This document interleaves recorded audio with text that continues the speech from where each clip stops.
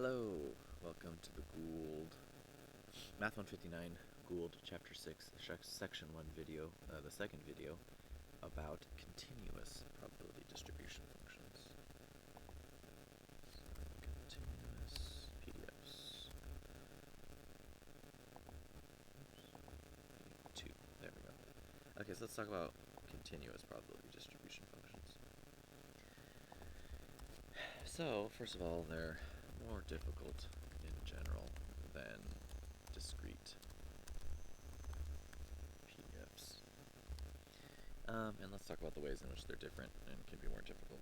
So, because we're talking about continuous numerical variables, we have to specify a range of numbers.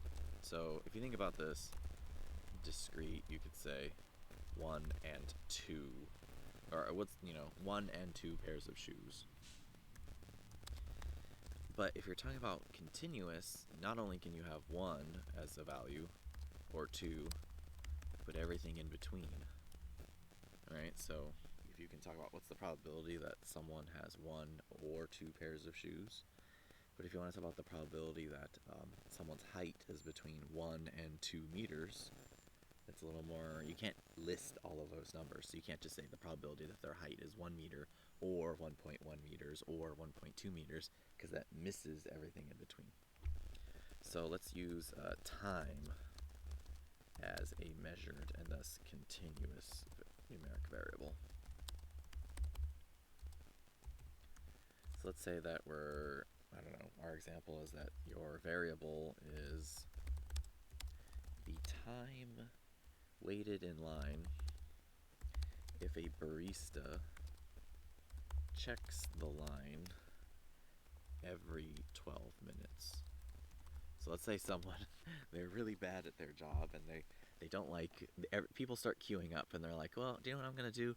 Every 12 minutes I'm going to take everyone's order, I'm going to work on it, and then come back 12 minutes later. So we can talk about, like, as our example, we're going to ask, hey, what's the probability that you're going to have to wait in line between 5 and 7 minutes? That's the probability that x will be our variable, or let's call it time. The probability that the amount of time you wait in line is less than or equal to 7, or greater than or equal to 5. So how would we do that? Okay, so I'm going to show you with an example.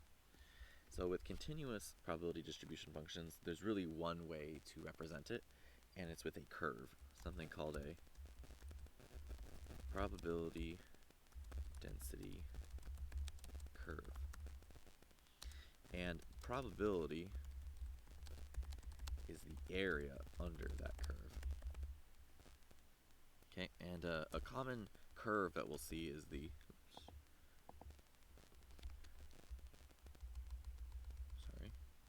something called the uniform distribution. So what I'm going to do is I'm going to go over here, and I fixed my little tablet, and there we go. So I'm going to draw in some axes.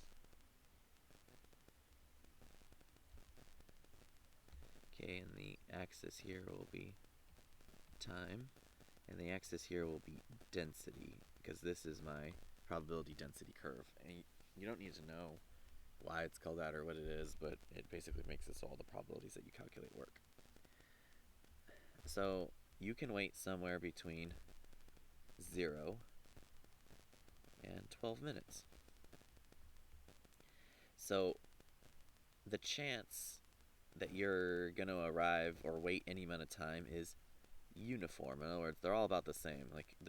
Because you don't know when the barista's coming back. Like, you might walk in right here at the beginning and they're literally coming back, or you might literally arrive the moment after they leave to start making the drinks, and have to wait 12 minutes. Any number anywhere in between. So this number right here is going to be 0.0833, and it's sort of like that any given moment sort of has like an equal chance of like 8% or something. You could sort of think of it like that. All of them are the same. And what we're interested in is over here, what's the chance that you have to wait between 5 and 7 minutes? So you can draw a line right here, a line right here, and we're interested in the area under the curve between 5 and 7. So this probability that we want, it's the same as the area of this box. And so it's just an area of a rectangle.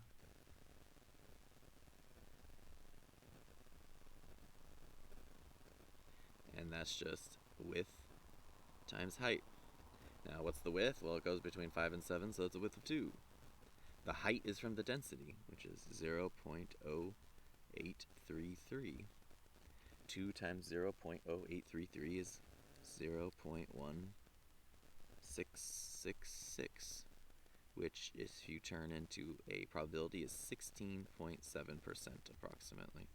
So in other words, if the chance that the barista comes back is uniform, like you don't at any given moment is equally the same because you don't have any other information, the chance that you have to wait in line between 5 to 7 minutes is about 16.7%.